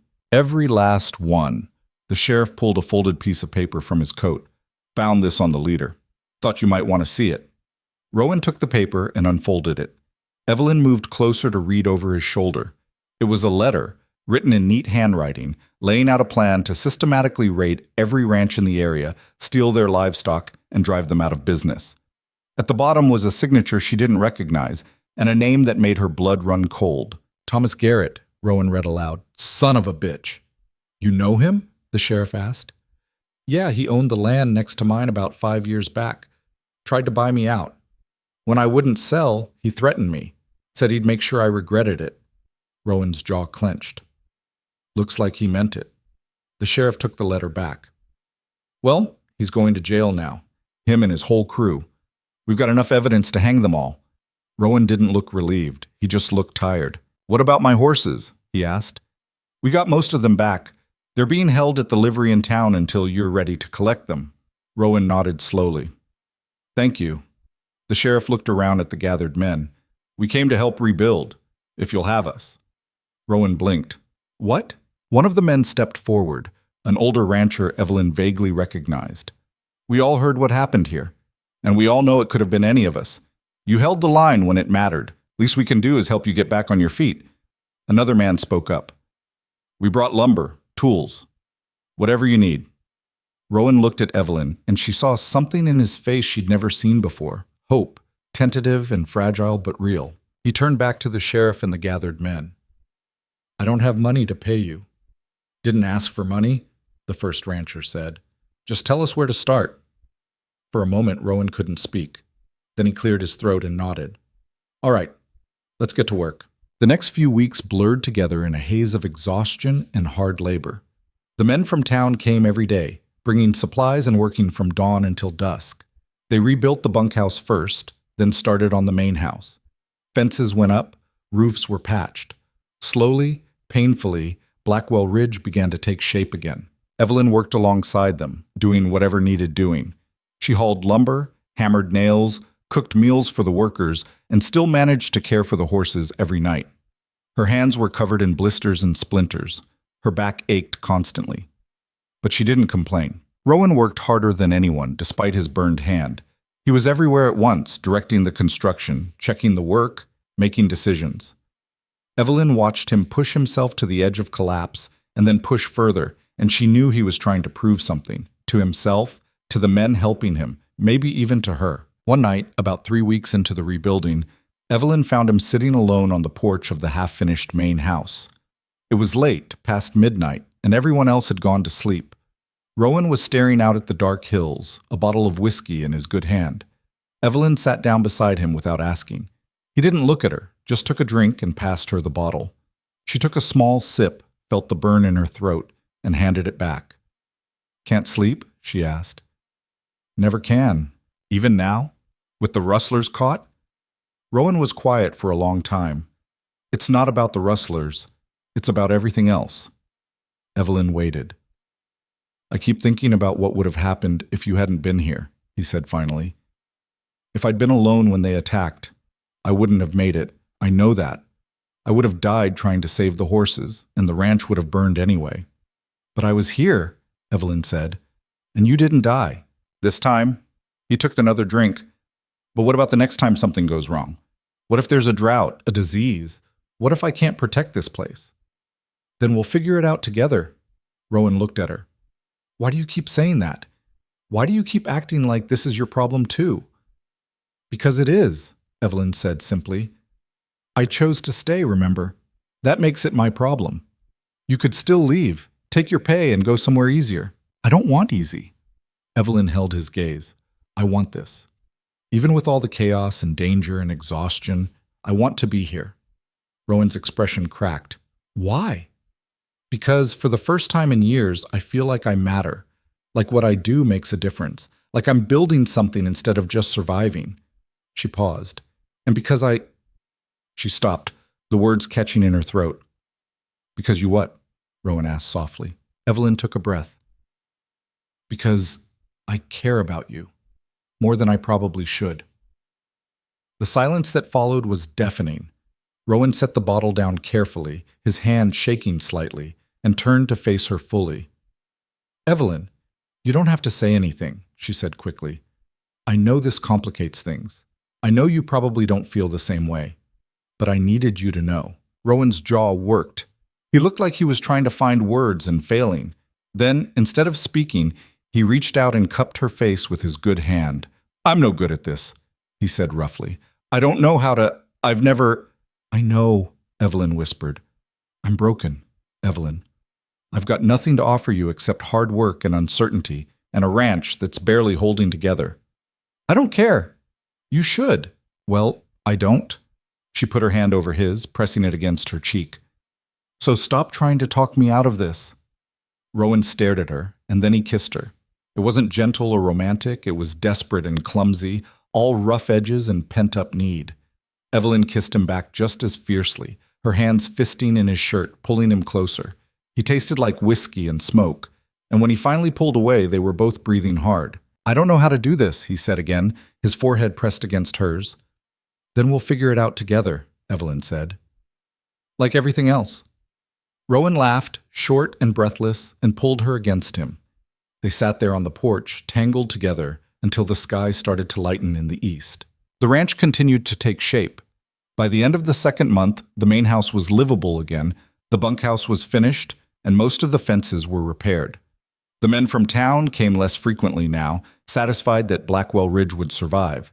The horses were all accounted for, rounded up and returned, and 2 more mares had given birth successfully under Evelyn's care. Things were starting to feel normal again, or as normal as life on a frontier ranch could feel. Rowan and Evelyn didn't talk about what had happened between them that night on the porch. They didn't need to. It was there in the way he looked at her across the dinner table, the way she found excuses to brush past him in the barn, the way they gravitated toward each other without thinking about it. The ranch hands noticed, of course. Charlie made a few jokes that earned him a glare from Rowan. Dutch just nodded knowingly and said nothing. Hank, his legs still healing, grumbled that it was about damn time. One evening in early November, Rowan found Evelyn in the barn with a new foal, a leggy bay filly with a white star on her forehead. The birth had been easy, and the filly was already trying to stand, her mother watching proudly. She's beautiful, Rowan said, leaning against the stall door. She is, Evelyn agreed. Strong, too. Didn't need any help at all. Rowan watched the filly struggle to her feet, fall, and try again. Stubborn, like her handler. Evelyn shot him a look. I'm not stubborn. I'm persistent. That's what stubborn people call themselves. She threw a piece of straw at him. He caught it and grinned. I've been thinking, he said, his tone shifting to something more serious. Evelyn's stomach tightened. About what? About us. About what happens next. She set down the brush she'd been holding and turned to face him. All right. Rowan stepped into the stall, closing the distance between them. I know I asked you once if you'd consider staying, making this your home. You said to ask you again later. Evelyn's heart was pounding. I remember. Well, it's later. He reached into his pocket and pulled out something small, wrapped in cloth. He held it out to her. Evelyn took it, her hand shaking slightly, and unwrapped it. Inside was a simple silver ring, tarnished and old, but beautifully made. It was my mother's, Rowan said quietly. Only thing I have left of her. She died when I was 12, and I've carried this with me ever since. Evelyn stared at the ring, her vision blurring. I'm not good with words, Rowan continued, and I'm probably doing this all wrong, but I need you to know this ranch wouldn't exist without you. I wouldn't exist without you. You saved my life, Evelyn, not just during the raid, but every day since you got here. He took the ring from her trembling fingers and held it up. I know I'm asking a lot. I know this life is hard and uncertain, and there's no guarantee things will get better, but I want to face it with you. If you'll have me. Evelyn couldn't speak. The tears were falling now, and she didn't bother to wipe them away. Is that a yes? Rowan asked, and there was fear in his voice, real and raw. Evelyn nodded, then found her voice. Yes. Yes, it's a yes. Rowan's face broke into the widest smile she'd ever seen him wear. He slipped the ring onto her finger. It was a little loose, but it fit well enough, and then he pulled her into his arms and held her like he was afraid she might disappear. I love you, he said into her hair. I don't think I've ever said that to anyone before, but I love you. Evelyn pressed her face against his chest and let herself cry. I love you too. They stood there in the barn, surrounded by horses and hay and the smell of new life, and Evelyn felt something she hadn't felt in years. Peace. Not the absence of struggle, but the certainty that whatever came next, she wouldn't face it alone. The wedding was small, held at the ranch on a cold December morning. The sheriff officiated, and the ranch hands served as witnesses. Evelyn wore a simple blue dress that one of the women from town had given her, and Rowan wore his best shirt and a nervous expression that made Charlie laugh, until Rowan threatened to kick him out. They said their vows standing in front of the rebuilt main house, with the horses watching from the corral and the hills stretching out behind them. When Rowan kissed her, the ranch hands cheered, and Evelyn felt like her heart might burst. That night, after the small celebration had ended and everyone had gone to bed, Rowan and Evelyn sat together on the porch of their house now, not just his, and watched the stars. Do you regret it? Rowan asked quietly. Giving up the chance to go somewhere easier? Evelyn leaned her head against his shoulder. Not for a second. Even knowing how hard it's going to be? Especially knowing that. She laced her fingers through his. I spent years trying to hold on to something safe and easy. It didn't make me happy. This, you, the ranch, the work, it's hard and messy and terrifying, but it's real, and it's mine. Rowan pressed a kiss to the top of her head. Ours, she agreed. They sat there until the cold drove them inside, and when they finally went to bed, Rowan slept through the night without waking once. And for the first time in longer than he could remember, his dreams were peaceful. Winter settled over the ranch like a heavy blanket, bringing snow and freezing temperatures. The work didn't stop. It never stopped. But it changed. There were fewer crises, fewer emergencies. The rustlers were in jail, awaiting trial. The ranch was stable. The horses were healthy. Evelyn and Rowan fell into a rhythm. She still worked the midnight shift, but now he often joined her, keeping her company while she checked on the mares. They'd talk about everything and nothing. Plans for expanding the herd, ideas for improving the ranch, memories from their past that they'd never shared with anyone else. One night, while they were sitting in the barn watching Ember play with one of the newer foals, Rowan said, I never thought I'd have this. Have what? Evelyn asked. A partner. Someone who understands what this place means to me. Someone who cares about it as much as I do. He looked at her. Someone I don't have to carry alone. Evelyn squeezed his hand. You never have to carry it alone again. Promise? Promise. The foals ran in circles around their mothers, kicking up straw, full of energy and life. Ember was the boldest, leading the charge, her chestnut coat gleaming in the lamplight. Evelyn watched her and thought about that first night when she'd fought so hard to bring this little horse into the world. Everything had changed since then. The ranch, Rowan, her. And somehow, impossibly, it had all led here. To this moment, this life, this fragile, beautiful thing they were building together. Rowan stood and held out his hand. Come on, let's go inside. It's freezing out here. Evelyn took his hand and let him pull her to her feet. In a minute. I want to check on Copper one more time. Rowan smiled. You always do. That's because I'm persistent, stubborn. Same thing. He kissed her, quick and warm, and then they walked through the barn together, checking each stall, making sure every horse was settled for the night. It was routine by now, familiar and comforting, and Evelyn realized that this was what home felt like. Not a place, not a building, but this, the work, the partnership. The quiet certainty that she belonged. When they finally left the barn and walked back to the house, snow was beginning to fall, soft and silent.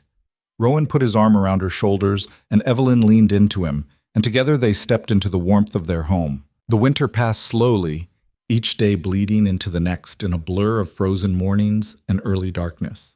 Evelyn learned what it meant to survive a Colorado winter on a working ranch, the way ice formed in the water troughs overnight and had to be broken every morning, the way the wind cut through layers of clothing like they weren't even there, the way the horses grew thick winter coats and stood huddled together in the corral for warmth. She learned to read the sky for coming storms, to stockpile hay and grain before the roads became impassable, to keep the barn stoves burning through the night so the newborn foals wouldn't freeze. It was hard work, relentless and exhausting, but it was theirs. By the time spring arrived, thawing the frozen ground and turning the hills green again, Blackwell Ridge had transformed. The buildings were solid now, rebuilt with better materials and stronger foundations. The herd had grown to nearly 50 horses, including 6 new foals born over the winter months.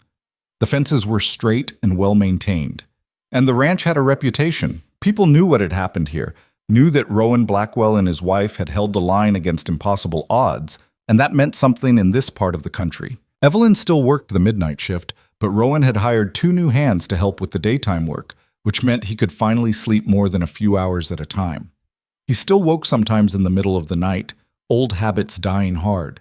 But when he did, Evelyn was usually already in the barn, and he'd find her there, sitting with whichever mare needed watching, and the sight of her would ease something in his chest that he hadn't known was clenched. One morning in late April, Evelyn woke to find Rowan already dressed and standing by the window, looking out at the ranch with an expression she couldn't quite read. "What's wrong?" she asked, sitting up. "Nothing's wrong." He turned to look at her, and there was something different in his face, lighter, almost. "I was just thinking." "About what?" "About how much has changed." He walked over and sat on the edge of the bed. "A year ago, I was barely holding this place together. I couldn't sleep. Couldn't trust anyone. Was just waiting for the next disaster to hit." He reached out and took her hand. "And now look at it. The ranch is stable. We've got good horses. Good people working here. And I've got you." Evelyn squeezed his hand. "You say that like it surprises you." "It does. Every day." He smiled and it reached his eyes. "I keep waiting for the other shoe to drop. For something to go wrong. But it hasn't. And I'm starting to think maybe it won't." Evelyn knew better than to make promises about the future. Life on the frontier didn't allow for that kind of certainty, but she also knew that whatever came next, they'd face it together, and that was enough. "Come on," she said, pushing back the blankets. "Let's go check on the horses." They walked to the barn together, the morning air still cool, but carrying the first real warmth of spring. Inside, the mares were calm, the foals nursing or sleeping in the straw. Everything was as it should be. Evelyn stopped at Copper's stall. The mare was older now, graying slightly around the muzzle, but still strong. Ember stood beside her, nearly full-grown, her chestnut coat gleaming. The filly had turned into a beautiful young mare, spirited and bold, everything Evelyn had hoped she'd be. "Remember the night she was born?" Rowan asked, coming to stand beside her. "Of course I do. I thought I was going to lose them both." "But you didn't." "No," Evelyn said quietly. "I didn't." Rowan put his arm around her waist. "You know what I think about sometimes? What would have happened if you hadn't gotten on that stagecoach? If you'd stayed in Denver or gone somewhere else, or given up before you even got here?" Evelyn leaned into him. "I think about that too. And then I try not to, because it scares me." "Why?" "Because I almost didn't come. I stood at that station for 20 minutes with the ticket in my hand, trying to decide if it was worth it, if anything was worth it." She looked up at him. "I was so tired, Rowan, tired of trying, tired of failing, tired of being alone. And I kept thinking, what if I get all the way out there and it's just more of the same? What if nothing changes?" "But you got on the stagecoach anyway." "Yeah, I did. Because I figured even if it didn't work out, at least I'd know. At least I wouldn't spend the rest of my life wondering what might have been." She paused. "And I'm so glad I did. Because this, you, the ranch, this life, it's more than I ever hoped for." Rowan was quiet for a long moment. Then he said, "I'm glad you got on that stagecoach too." They stood there together, watching the horses, and Evelyn felt a contentment she'd never thought she'd experience again. Not happiness, exactly. Happiness was too simple a word for what she felt. It was something deeper, more solid, a sense of rightness, of being exactly where she was supposed to be. The moment was interrupted by Charlie's voice calling from outside. "Boss, you're going to want to see this!" Rowan and Evelyn exchanged a glance, then walked out of the barn. Charlie was standing near the main house, pointing toward the road. In the distance, a wagon was approaching, moving slowly. "You expecting anyone?" Charlie asked. "No," Rowan said, his hand automatically moving to the rifle he kept by the barn door. But as the wagon got closer, Evelyn recognized the driver. It was the sheriff, and he had someone with him. A woman, from the looks of it, though Evelyn couldn't make out any details yet. The wagon pulled into the yard and the sheriff climbed down, tipping his hat to Rowan and Evelyn. "Morning, folks." "Sheriff?" Rowan said, his voice cautious. "What brings you out here?" The sheriff helped the woman down from the wagon, and Evelyn got her first good look at her. She was young, maybe early 20s, with dark hair and frightened eyes. She was holding a small bundle wrapped in blankets, and it took Evelyn a moment to realize it was a baby. "This is Anna," the sheriff said. "Her husband was one of the rustlers we arrested. He's in jail awaiting trial, and she's got nowhere to go. No family, no money. I thought maybe—" He looked at Evelyn. "I thought maybe you folks might be able to help." Evelyn's heart clenched. She looked at the woman, Anna, and saw herself a year ago, desperate, alone, holding on to the last shreds of dignity with white-knuckled determination. Rowan was silent beside her, and Evelyn knew he was thinking the same thing she was. They didn't have much to spare. Money was still tight, and taking on another mouth to feed, 2 mouths, would stretch their resources even thinner. But Evelyn also knew what it felt like to have nowhere to go, to stand at the edge of the world and see nothing but darkness ahead. She stepped forward. "What's your name?" The woman flinched slightly, like she was expecting a blow. "Anna. Anna Marsh." "I'm Evelyn. This is my husband, Rowan." Evelyn looked at the baby. "And who's this?" "My daughter, Sarah." Anna's voice was barely a whisper. "She's 3 months old." Evelyn held out her arms. "May I?"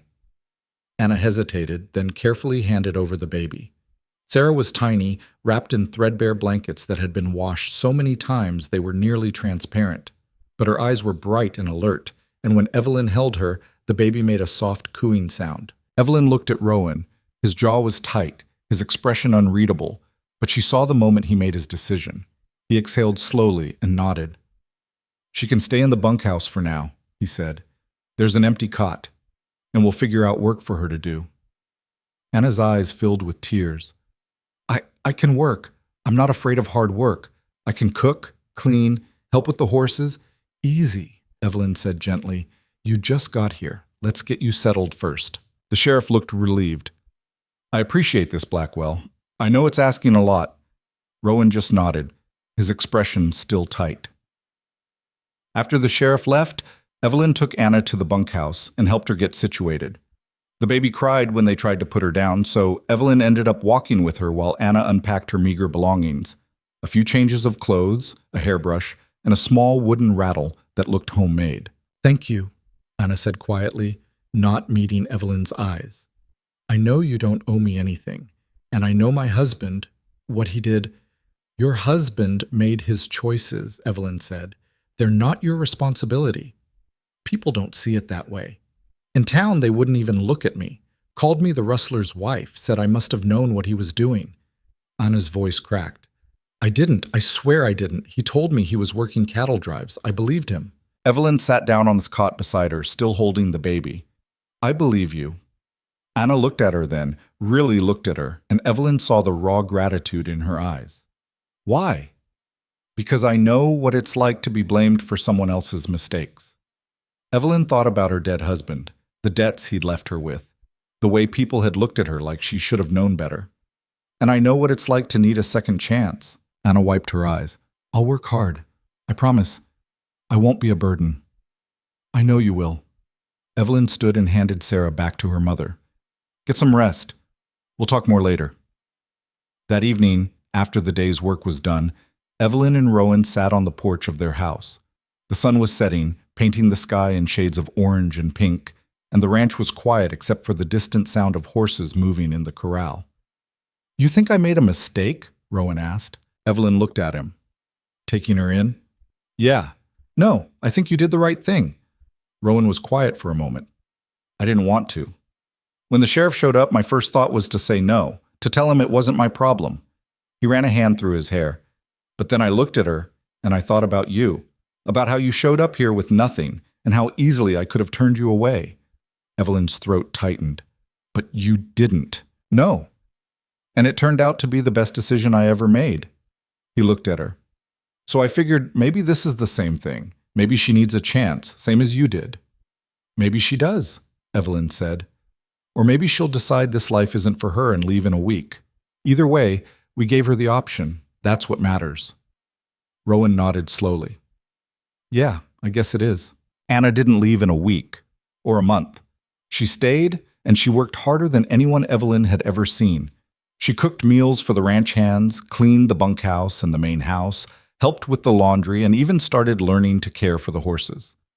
Sarah grew from a tiny infant into a chubby, smiling baby who seemed fascinated by everything around her, especially the horses. Evelyn found herself drawn to them both. She'd never thought much about having children. Her marriage had been too short, too fraught with problems, and after her husband died, the idea had seemed impossible. But watching Anna with Sarah, seeing the fierce love and protectiveness in the young mother's eyes, made something shift inside her. One night, while she and Rowan were lying in bed, she said, "Do you ever think about having children?" Rowan went very still. "Sometimes." "Why?" "Just wondering." Evelyn turned to face him. "Would you want them, if it happened?" Rowan was quiet for a long time. Then he said, "I don't know. This life, it's hard and dangerous. I'm not sure it's fair to bring a kid into it." "Life is hard and dangerous everywhere," Evelyn said. "At least here, they'd have a home, a family, people who care about them." "Yeah, but what if something happens? What if I can't protect them?" His voice was tight with old fear. "What if I fail them the way I—" He stopped, but Evelyn knew what he'd been about to say. "The way I failed before." She reached out and took his hand. "You wouldn't fail them. You're not the same man you were back then. You've got people around you now. You've got me." Rowan looked at her, and she saw the fear and hope warring in his eyes. "You really think we could do it? Raise a kid out here?" "I think we could try," Evelyn said. "If you want to." He pulled her close, wrapping his arms around her. "I want to. I'm terrified, but I want to." "Good," Evelyn whispered, "because I'm terrified too." They lay there together in the dark, holding each other, and Evelyn thought about the future for the first time in years. Not with dread or anxiety, but with something close to anticipation. Summer arrived in full force, bringing long days and hard work. The horses thrived in the warm weather, and several of the mares were pregnant again, which meant more foals would be born in the spring. Evelyn worked her midnight shifts with Anna, helping during the day. And between the two of them, the ranch's horse operation ran smoother than it ever had before. One evening in July, Evelyn was in the barn checking on a mare named Willow when she felt it, a strange flutter in her abdomen like butterfly wings against her skin. She froze, her hand going to her stomach, and felt it again. She was pregnant. She'd suspected for a few weeks now. Her monthly bleeding had stopped, and she'd been feeling tired and nauseous in the mornings. But feeling the baby move made it real in a way it hadn't been before. She sat down slowly on a hay bale, her hand still pressed to her stomach, and let the reality of it wash over her. She was going to have a baby. She and Rowan were going to have a baby. Terror and joy hit her in equal measure. She didn't tell Rowan right away. She wanted to be sure, wanted to wait a little longer. But 2 weeks later, when the signs became impossible to ignore, she found him in the barn after supper and said, "We need to talk." Rowan looked up from the bridle he was mending, and something in her face must have alarmed him because he set it down immediately. "What's wrong?" "Nothing's wrong. She took a breath. "I'm pregnant." Rowan stared at her. For a long moment he didn't move, didn't speak, and Evelyn's heart started to race. What if he didn't want this? What if she'd misread everything? Then he crossed the distance between them in 3 long strides and pulled her into his arms so tightly she could barely breathe. "You're sure?" he asked, his voice rough. "Yes." He pulled back just enough to look at her face, and his eyes were wet. "We're having a baby." "We're having a baby," Evelyn confirmed, and then she was crying too, and they stood there in the barn holding each other while the horses watched with patient, knowing eyes. The pregnancy was hard. Evelyn had heard other women talk about glowing and feeling wonderful, but that wasn't her experience. She was sick for the first 4 months, exhausted all the time, and her body ached in ways she'd never imagined. But Rowan was there for all of it, holding her hair back when she vomited, rubbing her swollen feet at night, taking over more of the barn work when she couldn't manage the midnight shifts anymore. Anna stepped up too, insisting on doing more of the heavy work so Evelyn could rest. The two women had become close over the months, bound together by their shared experience of rebuilding their lives from nothing. Anna had started smiling more, laughing even, and little Sarah was thriving, growing into a bright, curious toddler who loved chasing the barn cats. One evening in late autumn, when Evelyn was nearly 7 months along and so uncomfortable she could barely stand, Anna brought her tea and sat with her on the porch. "Thank you," Evelyn said, "for everything you've done. I don't know how I would have managed without you." Anna shook her head. "You gave me a home when no one else would. This is the least I can do. Still, I appreciate it." They sat in comfortable silence for a while, watching the sunset. Then Anna said, "Can I ask you something?" "Of course." "How did you know? That Rowan was the right one?" Evelyn thought about it. "I didn't. Not at first. He was hard to read, hard to trust, but over time I realized he was someone who kept his word, who worked harder than anyone I'd ever met, who cared about things deeply, even if he didn't always show it." She paused. "And I realized that when I was with him, I didn't feel alone anymore. Even when we weren't talking, even when we were just working side by side, I felt like I belonged somewhere, like I mattered." Anna nodded slowly. "I never had that. With my husband, I mean. I was always just existing, going through the motions. I didn't realize it until I got here and saw what a real partnership looks like." "You'll find it someday," Evelyn said. "When you're ready." Anna smiled. "Maybe. But for now, I'm just grateful to be here, to have a place where Sarah can grow up safe and loved." Evelyn reached out and squeezed her hand. "She's lucky to have you." "I'm lucky to have this," Anna said, gesturing to the ranch. "All of it." Winter came again, and with it, the knowledge that Evelyn's time was approaching. The baby was due in early February, and as the days grew shorter and colder, Evelyn felt the weight of what was coming settle over her. She'd helped deliver dozens of foals, had seen birth in all its messy, painful, beautiful reality. But this was different. This was her body, her baby, and the fear of what could go wrong kept her awake at night. Rowan was terrified too, though he tried to hide it. Evelyn could see it in the way he hovered, the way he checked on her constantly, the way his hands shook slightly when he helped her into bed at night. "It's going to be fine," she told him one night when he was being particularly overprotective. "You don't know that." "No, but I have to believe it anyway." Rowan pulled her close, his hand resting on her swollen belly. "I can't lose you. I can't." "You won't," Evelyn said, even though she knew she couldn't promise that. "I'm strong, and I've got you. That's enough." The baby came on a cold February night during a snowstorm. Evelyn's water broke just after midnight, and the contractions started soon after, slow at first, then building in intensity until she could barely breathe through them. Rowan sent Charlie racing to town for the midwife, but the roads were nearly impassable with snow, and they both knew it would be hours before anyone arrived. Anna took charge, her hands steady despite the fear in her eyes.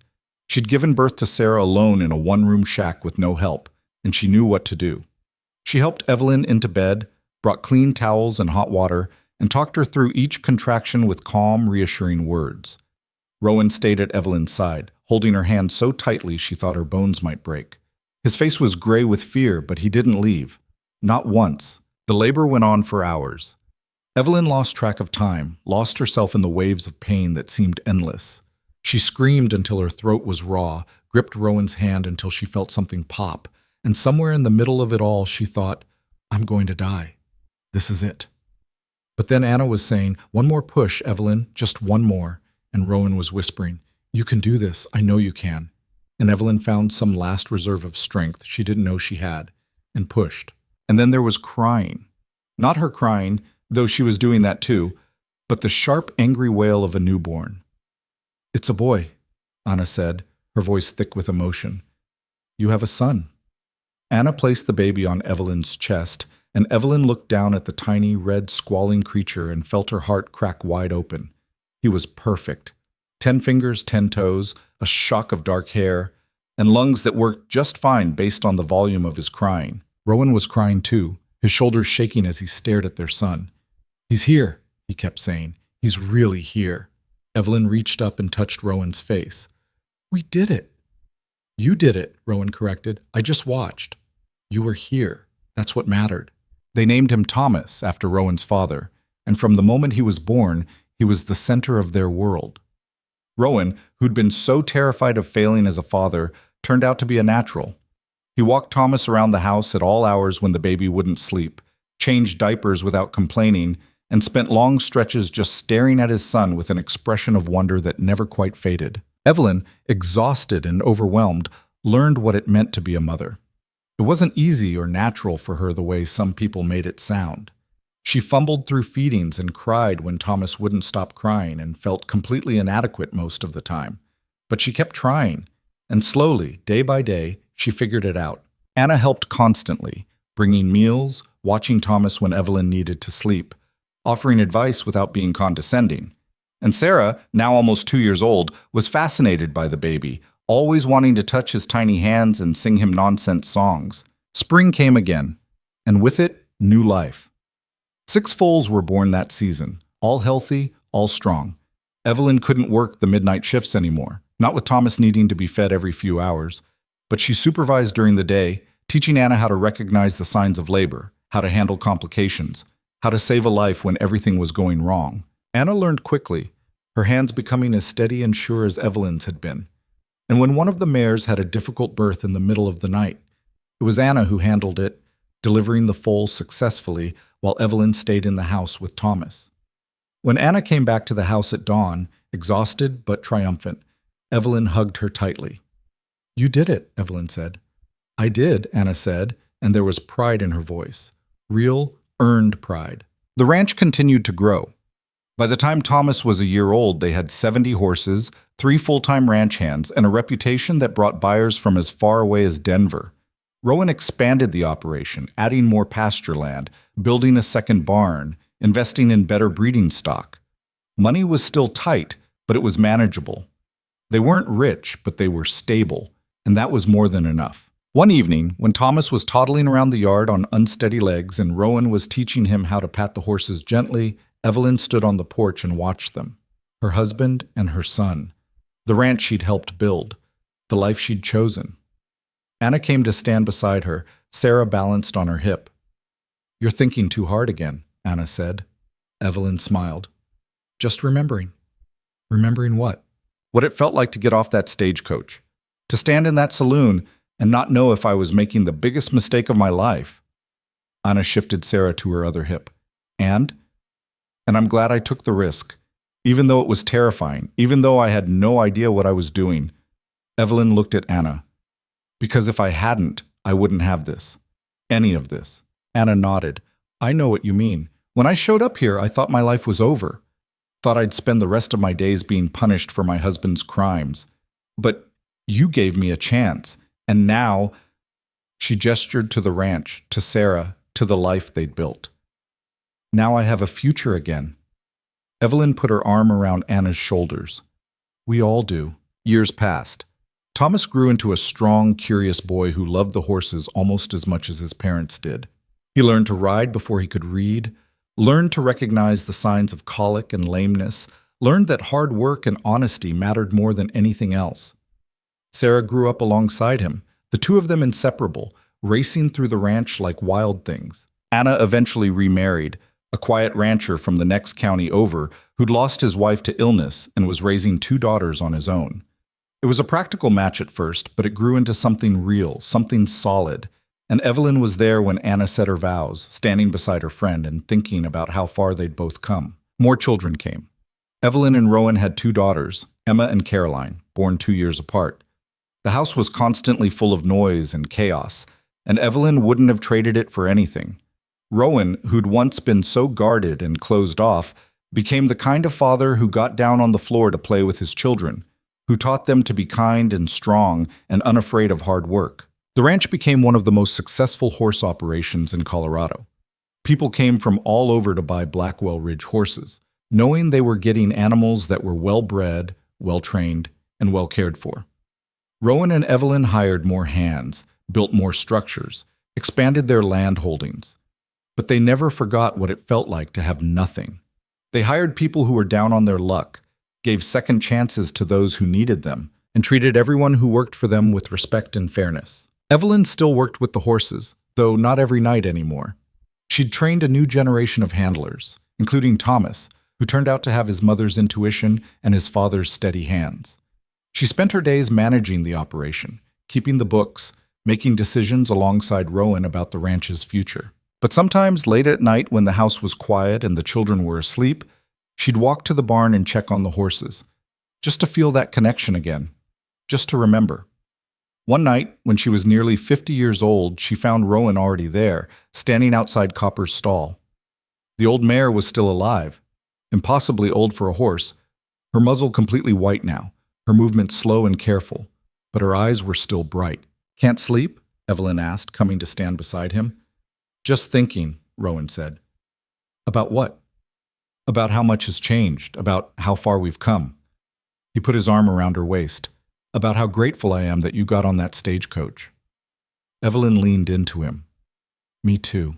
They stood there in the quiet barn, surrounded by the horses they'd raised and the life they'd built, and Evelyn thought about that desperate woman who'd arrived here so many years ago, the one who'd had nothing and no one, the one who'd been so tired and broken she'd almost given up.